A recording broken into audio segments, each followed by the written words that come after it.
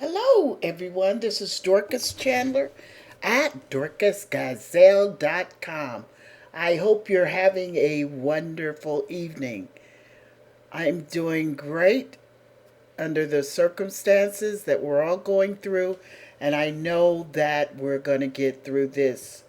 Today, I just wanted to come back and talk about coping with sudden changes. You know, life is really a journey, a destination. It's also full of multiple changes. And some are expected, some are unexpected, and some are temporary, and some are permanent. Wow. This is the cycle and circle of life. We all deal with them. We all go through them. We're all challenged from time to time. And sometimes we don't know what to do. I don't know if that's your case, and it might not be your case. But I know that 2019 was a pretty good year for me. And then 2020, we come into a year and we have so many changes so sudden, so quickly, that we didn't even have time to even think about what we needed to do. So sometimes we were sporadic, sometimes we moved out of fear, sometimes we moved out of compulsion, just whatever that hit our mind to try to fix a change. Have you ever tried to fix change? Wow. Trying to fix change is like chasing the wind. Now, sometimes we can fix the things that are in our power to fix. But what about the times when we didn't have anything to do with it? We didn't cause it. We didn't expect it. We didn't see it coming. And those are the times that we need coping skills. And I don't know if, when they happen so sudden, if we even think about coping. I think if they happen so suddenly, we want to fix what we had. Have you ever tried to fix what you had? Oh my goodness. Have you ever wanted it to be like it was? It was good yesterday, but look at today. Today I'm going through changes that I've never anticipated in my life. I realize that death is a part of life, but that's when it's somebody else's loved one, friend, neighbor, companion, child. But what about when it's my turn to bury someone, to let go, to cry and to mourn? What about when that change comes in my health and I didn't see it coming, but now this change is going to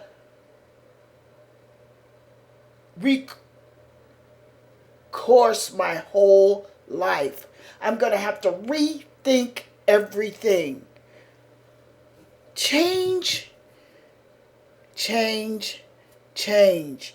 And sudden changes, they boggle the mind. They used to want what we had before. And sometimes what we had before, we didn't even recognize we had it. We didn't even value that we had it. We just understood where we were in a part of our life and we just lived there. Maybe a comfortable zone, or maybe it wasn't comfortable at all. Sometimes we tolerate things other than to face change.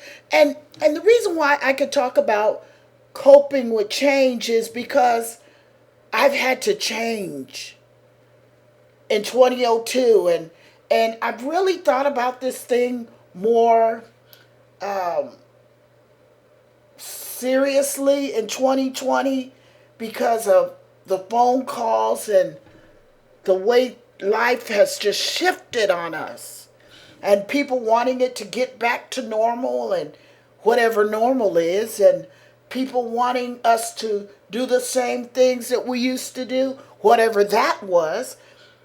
In 2002, I remember getting up, showering, getting dressed, going to work as normal. That's a normal routine for me. Going, stopping and getting my coffee, getting a donut, having my day plan, gonna go into my office and start my day. I already knew that day that I was gonna go and buy some chairs for the computer lab because people had given donations, and we had already planned that we were gonna put the people's names on the back of their chairs. We were up and going. Life was good. I loved my job. I loved teaching. I loved working in the community. I just loved everything that we did. We had a program called Operation Leap, Literacy Enrichment Achievement Program for Children. We loved what we did. We trained doctors and businesses and welfare to work and the private sector. We were on our way. We were collaborating agents with TriCity Mental Health and had a children's program going on. Operation Leap, Literacy Richmond Achievement Program. Going in schools and meeting at school boards and going with the city council. We were doing things, Marty and I, in the city of Pomona. Things looked good, and Long Beach Aerospace donating their equipment to us. Things looked promising. Then, as we kept reaching out to the community and partnering with Tri-City Mental Health, they used our school as a poster board and wanted to know. They came and sit down, and we had a meeting. Dorcas, why is it that black people don't want to deal with mental illnesses? And we talked about how that people say that we're crazy and the things that we went through. And so anyway, we partnered with them, and they came out and they did a massive program over the Inland Empire Valley and used our school because I was a black business owner. We did things. I wrote books, Microsoft Word, Excel, publisher. We typing books. Why am I telling you this? What happens when we have sudden change and we know that what we were doing was beneficial, not only to us, but to the people around us? What happens? How do you cope with sudden change? I came in from buying the chairs, sit down at my desk, walked in my office, but was not able to walk out. What does that mean? Sit down at my desk as if the day was going to be like it always was. And the next thing I knew, a car was coming through the wall and stopped right in front of my desk. Oh my goodness. What happens? And how do we cope with sudden change? I didn't know what to do. I jumped up. The car never touched me. Stuff was flying all over my office from where the car came through. It was a 15-year-old little boy whose dad had went across the street and left the keys in the car. The 15-year-old little boy turned on the car and accelerated and came through my school. Because of the fear, I looked, the door jamb was completely smashed. There was no way out. I looked and I saw a hole. It looked big enough for my head. I put my head through that hole and began to pull my body, begin to twist and turn, twist and turn, twist and turn. People were bamming on the door. People were stopping. People were bamming. Is there anyone in there? Is there anyone in there? I was twisting and turning, trying to get to the front door. By the time I got to the front door, my back was burning like fire. I went to reach up as I got to the door. I went to reach up to open the bottom lock where my keys was, and my hands were just limp. And every time I went to turn the knob, turn the key, I couldn't do it. I kept trying and I kept trying, and I finally did it. And when I opened the door, I fell backwards. Sudden change. Unexpected change. Not liking it change. And when I fell back and the fire department got there and they were asking me all these questions, and I'm like, could you just get me up off of the floor? Are you in any pain? No, I'm not in any pain. Ain't nobody in pain when they're on the floor. They just want to get up. And how did you get out of your office with the door? I said, I crawled through that hole. And they like, are you sure you crawled through that hole? Yeah, I'm sure I crawled through that hole. You know, the way I was twisting and turning and going on.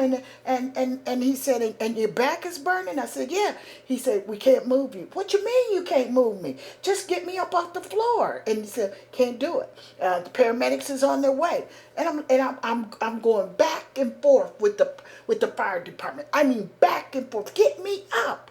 And so they were like, we can't do it. We can't move you. And then the next thing you know, the fire department was running in my school, and they were saying, Chief. I didn't know the man was a chief. Chief, the car is leaking gas, and the fire line is busted. And the gas line is busted. And he said, turn this gas off and get that car out of this school. Everybody started running. Now, I'm already scared. And now you're telling me that the gas line is busted and the car is leaking gas? And I said, please, sir, just drag me.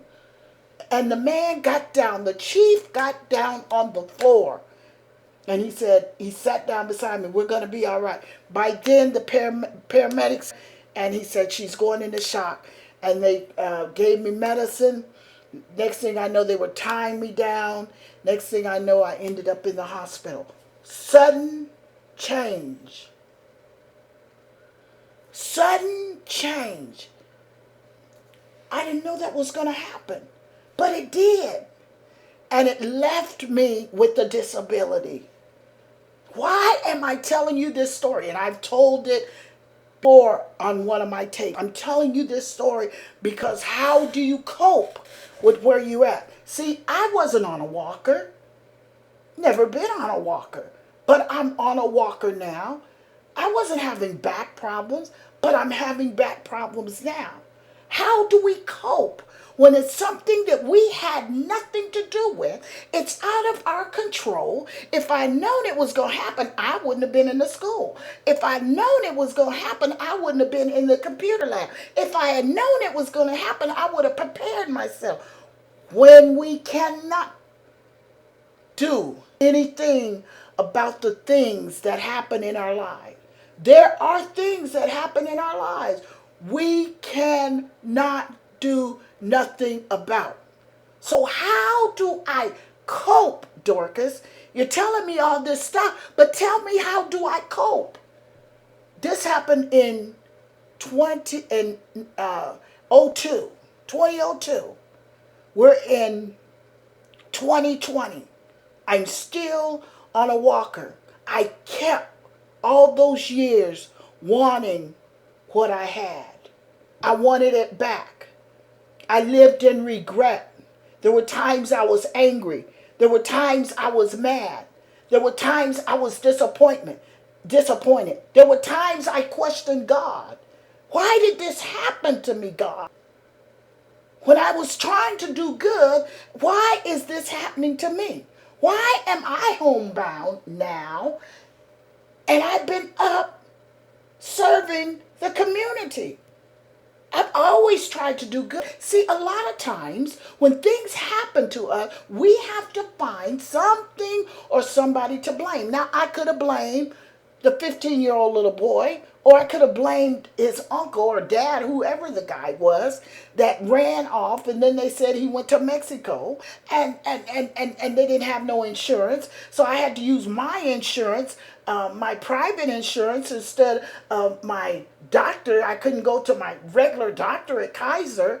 I had to go to wherever they sent me to. And then after I get to where they sent me to, the doctor was not licensed, and then I had to get another doctor. How come life does us the way that it do? I'm trying to bring us to where we're at right now. My friend called me. Her mother's in the hospital. She can't see her mother because of the coronavirus, and you got all these emotions. There are people that are dying right in daily, and people that we love, and we're not being able to see them. You know, we got social distancing, and we can't come close to each other. We can't hug each other. There are things that have happened in this country, and they were suddenly. It didn't just give us time to prepare for the coronavirus. Suddenly, there was no toilet paper. Suddenly, we were out of water. Suddenly, there was no food to be found. Suddenly, we're standing to get in banks, and we're standing in lines to get different places. Suddenly, schools are closed down. Suddenly, just stuff. You can't go to church. And suddenly, you just can't be around people. What in the world is God doing? Is it God, or is it us? We want someone to blame. Can we blame the government? Can we blame China? Where did this come from? We may never know what has happened to us suddenly. So how do we cope with where we are at right now? Blame statements never work, because you can blame somebody all day. It's not going to change the situation. How can we change the situation? What if we're trying to go back to 2018, 2017, when life was good, when we could go to the games and we could do this and we could do that? What if we never get back there again? How cope with the change that's up ahead? What are we going to do? What are we going to do? Is the job place, is that going to change?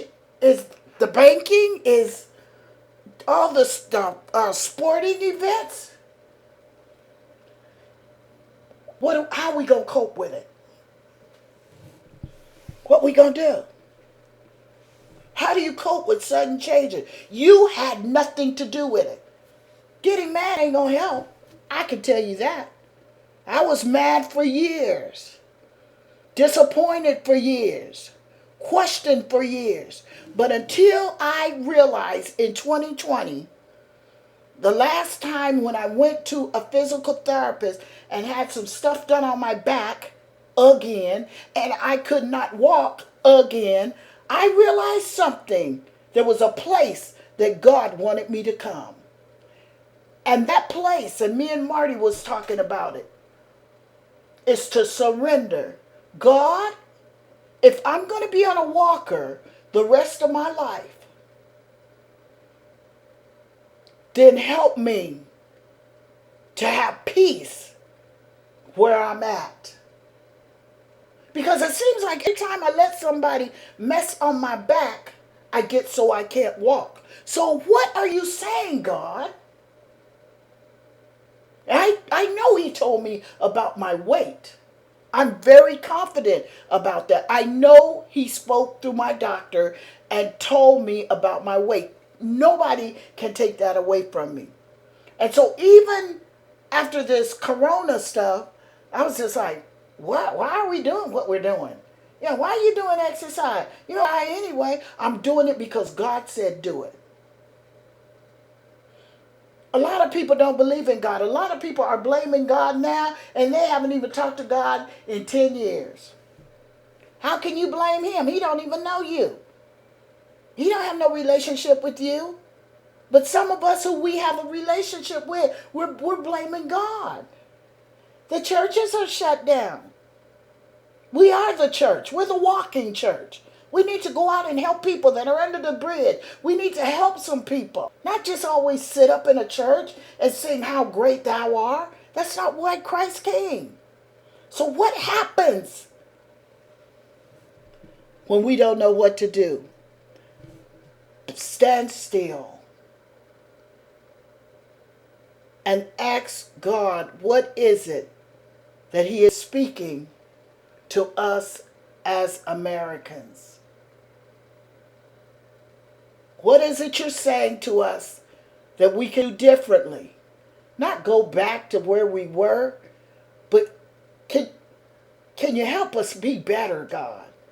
Can you help us to stop all this lying to each other, taking money from people that and you already got money, and the poor people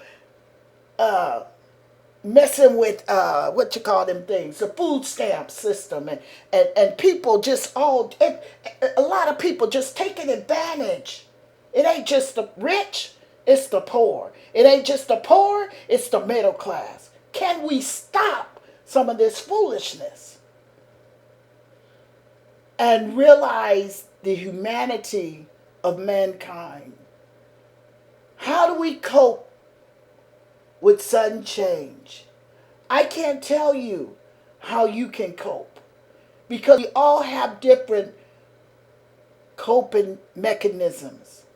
But this is what I can say. When I totally surrendered that if I'm to be on a walker for the rest of my life, I say yes to the will of God. I wanted to get up. I wanted to clean my house. I wanted to do this. I wanted to do that. But when I stopped and said, you know what? I got people cleaning my house, people washing my clothes, people picking me up to go to church. So God, you've been good to me. That's the first thing. If we could just be grateful for where we at and what we have, and be grateful for our family. And it might be rough right now because you didn't get to say goodbye to your loved ones. But I guarantee you that if we press on, the days will get better. That's all I can say. How do we cope with sudden change? Be grateful.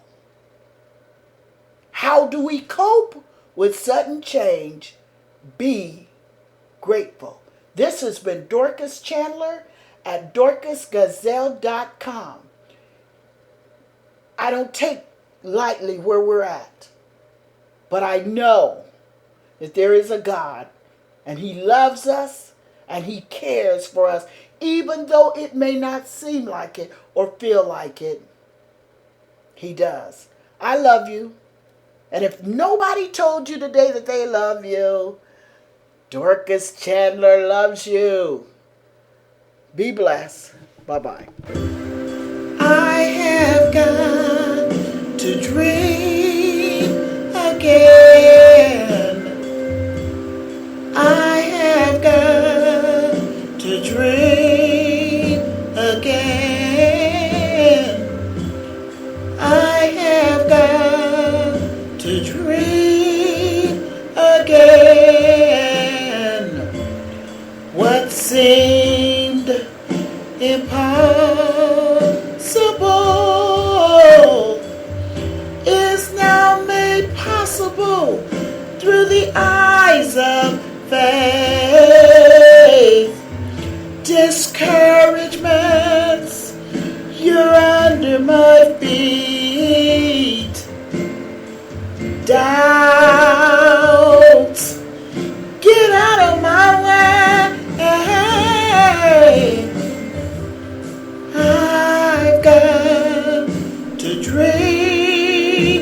again.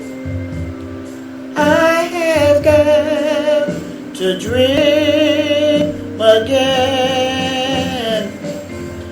Past failures, you can't stop me now. I hear my destiny, it's calling my name. There has been times in my life I was paralyzed by fear, but I hear my Jesus, He's calling my name. I've got to dream again. I've got to dream again. I've got to dream again. Listen, don't allow yourself to stop dreaming. Greatness is inside of you. People, well, they can only try to stop you. But the reality is this.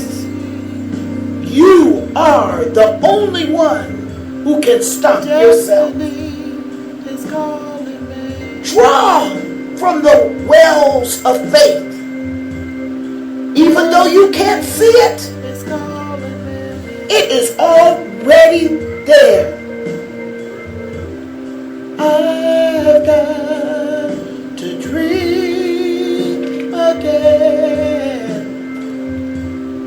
I've got to dream again. What about that dream? You know that book that's inside of you. That skyscraper that you see in your mind. That building that only you can build. That university. Going back to school. Your community. Your church. Your homes. You know that deep passion that's burning down deep inside of you. I've got to dream again. Destiny is calling me.